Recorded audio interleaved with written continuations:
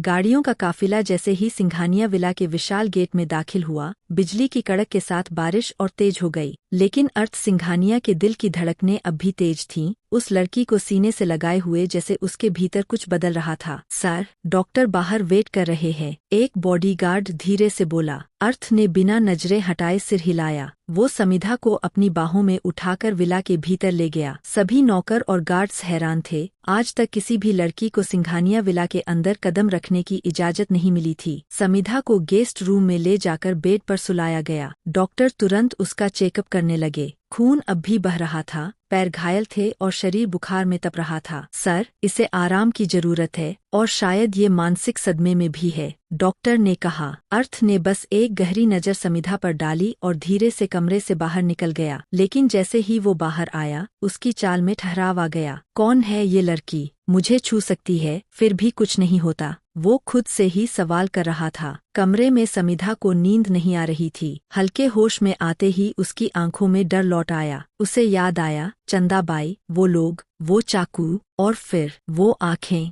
अर्थ की आंखें। अचानक दरवाजा खुला। अर्थ धीमे कदमों से कमरे में दाखिल हुआ। उसके हाथ में एक तौलिया और गर्म पानी का कटोरा था। तुम्हें डरने की जरूरत नहीं है, अब तुम सुरक्षित हो। उसकी आवाज धीमी लेकिन मजबूत थी। समिधा की आंखों से आंसू बह निकले। उसने अपनी टूटी हुई आवाज में कहा, मैं वापस वहां नहीं जाना चाहती। अर्थ ने बिना एक शब्द बोले उसका हाथ थामा। अब तुम्हें कोई छू भी नहीं सकता, अब तुम मेरी जिम्मेदारी हो। उसकी आंखों में पहली बार एक नरमी दिखी, और यहीं से शुरू हुआ एक अनकहा रिश्ता।